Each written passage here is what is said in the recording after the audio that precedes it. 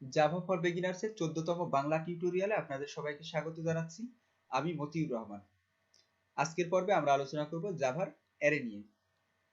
আমরা অ্যারে তখনই ইউজ করব যখন একই টাইপের অনেকগুলি ডেটা নিয়ে আমাদের কাজ করতে হবে। ধরুন আমি এমন একটি প্রোগ্রাম লিখতে চাই যেখানে কোনো একটি ক্লাসের 100 জন স্টুডেন্টের নাম স্টোর করে রাখা দরকার। সেক্ষেত্রে আমরা যেটা করতে পারি তা হলো 100টি ভেরিয়েবল ডিক্লেয়ার করে 100 জন স্টুডেন্টের নাম আমরা 100টি ভেরিয়েবলে স্টোর করে রাখতে পারি, কিন্তু সেটি অনেক বেশি সময় সাপেক্ষ ব্যাপার। আমরা এই কাজটিকে সহজ করে ফেলতে পারি যদি একটা অ্যারে ডিক্লেয়ার করি যার সাইজ 100, তাহলে সে 100 জন স্টুডেন্টের নাম ওই একটা অ্যারে ভেরিয়েবলের মধ্যে স্টোর করে রাখতে পারবে।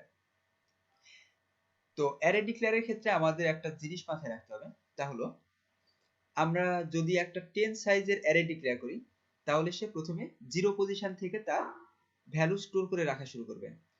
অর্থাৎ আমি একটু আগে যেটা বললাম, ধরুন আমি একটা ভেরিয়েবল ডিক্লেয়ার করলাম, অ্যারে ভেরিয়েবল যেটির নাম হচ্ছে স্টুডেন্ট। তো স্টুডেন্ট 0 পজিশনে সে প্রথম স্টুডেন্টটিকে বা স্টুডেন্টের নামটিকে স্টোর করে রাখবে, এবং স্টুডেন্ট 1 পজিশনে সে দ্বিতীয় স্টুডেন্টের নামটিকে স্টোর করে রাখবে, এবং স্টুডেন্ট 2 তে সে তৃতীয় স্টুডেন্টকে স্টোর করে রাখবে। এভাবে সে স্টুডেন্ট 9 পজিশনে সে লাস্ট স্টুডেন্টটাকে বা স্টুডেন্টের নামটাকে সে স্টোর করে রাখবে। অর্থাৎ আমরা যদি একটা 10 সাইজের ভেরিয়েবল বা অ্যারে ভেরিয়েবল ডিক্লেয়ার করি সেক্ষেত্রে সে 0 পজিশন থেকে স্টোর করা শুরু করবে এবং 9 পজিশন থেকে। 9 এর পরে 10 এ সে ভ্যালু রাখবে না, অর্থাৎ 0 থেকে যদি আমরা গুণা শুরু করি তাহলে কিন্তু এখানে 10টা ভ্যালু সে স্টোর করে রাখতেছে। তো আমরা পিকচারে বেশি না দেখে আমরা সোজা এক্লিপস ওপেন করে ফেলি। এক্লিপসে আমরা একটা কোড লিখে দেখবো অ্যারে কিভাবে ডিক্লেয়ার করতে হয় এবং কিভাবে ইনিশিয়ালাইজ করতে হয়। এর আগের পর্বগুলোতে আমরা দেখেছি এর আর এর আগের পর্বগুলিতে আমরা দেখেছি কিভাবে ভেরিয়েবল ডিক্লেয়ার করতে হয়। প্রথমে ডেটা টাইপ এবং তারপরে ভেরিয়েবলের নাম। আমি এখানে ইন্টিজার টাইপের ভ্যালু নামের একটি ভেরিয়েবল ডিক্লেয়ার করলাম। তো আমরা যখন অ্যারে ডিক্লেয়ার করব সেক্ষেত্রে আমাদের যা করতে হবে, এই ডেটা টাইপের পরে আমাদেরকে স্কোয়ার ব্র্যাকেট দিয়ে দিতে হবে, তাহলে আমাদের প্রোগ্রাম বুঝতে পারবে যে এটি অ্যারে টাইপ। এবং এরপরে আমাদেরকে বলে দিতে হবে আমাদের অ্যারেটি কত সাইজের। তো এটি আমরা যেভাবে বোঝাতে পারি তা হলো ভ্যালু অর্থাৎ ভেরিয়েবলের নাম ইকুয়াল টু নিউ, তারপরে ডেটা টাইপ ইন্টিজার এবং স্কোয়ার ব্র্যাকেটের মাঝখানে সাইজটা। অর্থাৎ আমি ভ্যালু নামের একটি অ্যারে ডিক্লেয়ার করলাম যার মধ্যে আমি 5টি ভ্যালু স্টোর করে রাখতে পারবো।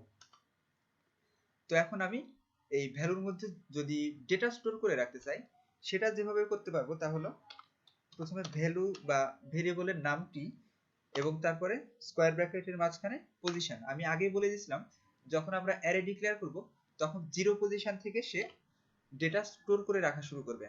তো আমি ভ্যালু 0 পজিশনে আমি ডেটা রাখতেছি 10, এবং ভ্যালু 1 পজিশনে আমি রাখবো 20, এবং ভ্যালু 2 পজিশনে রাখবো 30, এরপরে ভ্যালু 3 পজিশনে রাখবো, ভ্যালু 3 পজিশনে রাখতেছি 40, এবং এরপরে লাস্ট যে পজিশন সেটা হচ্ছে ভ্যালু 4, ভ্যালু 4 পজিশনে আমি স্টোর করে রাখতেছি 50।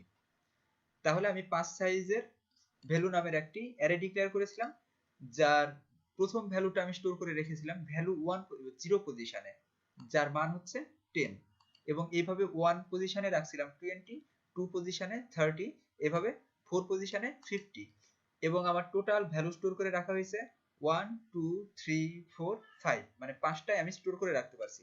আমি 5 নাম্বার পজিশনে অর্থাৎ ভ্যালু 5 পজিশনে আমি কিন্তু ডেটা স্টোর করে রাখতে পারবো না। যদি আমি রাখি তাহলে আমার এটা এরর দেখাবে, কারণ আমি 5 সাইজের একটা অ্যারে ডিক্লেয়ার করেছিলাম যেখানে 0 থেকে 4 পর্যন্ত ডেটা রাখলে 5টা ডেটা রাখা হয়ে যায়।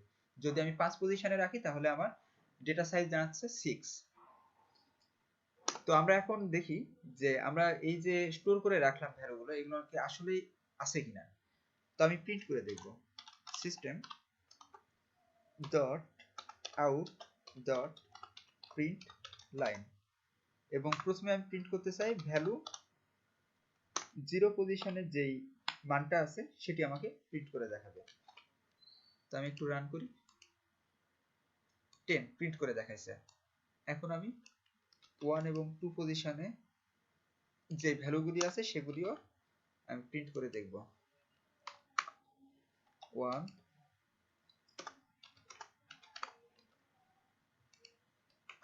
2 3 4। এবার যদি আমি আমার কোডটি রান করাই তাহলে আমাকে প্রতিটা পজিশনের জন্য রেজাল্টগুলি আমাকে প্রিন্ট করে দেখাচ্ছে 10 20 30 40 50। উপরের কোডটিতে আমরা আরো একবার চোখ বোলাই। আমি এখানে ইন্টিজার টাইপের ভ্যালু নামের একটি অ্যারে ডিক্লেয়ার করেছিলাম, যার সাইজ আমি বলে দিয়েছিলাম 5। সে 5টা ভ্যালু স্টোর করে রাখতে পারবে। তো অ্যারে সবসময় 0 পজিশন থেকে তার ডেটা স্টোর করে রাখা শুরু করে। তো ভ্যালু 0 পজিশনে স্টোর করে রাখছে 10, 1 পজিশনে 20, 2 পজিশনে 30, 3 পজিশনে 40 এবং 4 পজিশনে 50। এবং আমি নিচে সবগুলি ভ্যালু প্রিন্ট করে দেখেছি। উপরে আমরা অ্যারে ডিক্লেয়ারের জন্য এই দুইটি লাইন লিখেছি। আমরা চাইলে এই দুইটি লাইন না লিখে একটা লাইনেই আমরা এভাবে লিখে দিতে পারতাম। নিচের লাইনটা আমাদের লাগবে না। ভ্যালু ইকুয়াল টু নিউ এবং ডেটা টাইপ ইন্টিজার এবং তার সাইজটি আমি একই লাইনে বলে দিতে পারি। এবং আমাদের এই লাইনটি লাগবে না, এটি মুছে দেই। আমরা চাইলে আরো একভাবে অ্যারে ডিক্লেয়ার এবং ইনিশিয়ালাইজ করে ফেলতে পারি। সেক্ষেত্রে আমরা এইভাবে ইনিশিয়ালাইজ করছি, এটা এইভাবে না, এটি আমি কমেন্টস করে দিলাম, একই লাইনে ডিক্লেয়ার এবং ইনিশিয়ালাইজ করে ফেলবো। সেটি যেভাবে করতে পারি তা হলো ভেরিয়েবল টাইপ, তারপরে ভেরিয়েবলের নাম equal to curly bracket, pair of curly bracket এবং মাঝখানে যে ভ্যালুগুলি অর্থাৎ 0 পজিশনে 10, 1 পজিশনে 20, তারপরে 30, তারপরে 40 এবং লাস্টে 50। আমরা যদি এখনো আমাদের কোডটি রান করাই সেক্ষেত্রেও কোনো পার্থক্য নেই, একই ভ্যালু প্রিন্ট করতেছে। 0 পজিশনে 10, 1 পজিশনে 20, তারপরে 2 পজিশনে 30, এইভাবে 50 পর্যন্ত প্রিন্ট করতেছে।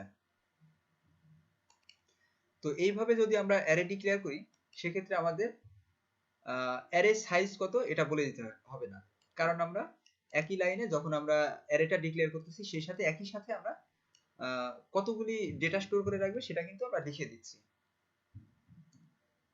আশা করি বুঝতে পেরেছেন। আগামী পর্বে আমরা আলোচনা করব স্ট্রিং এর কিছু মেথড নিয়ে। ভালো থাকবেন সবাই এবং আগামী পর্ব দেখার আমন্ত্রণ জানিয়ে আমি এখানেই শেষ করছি।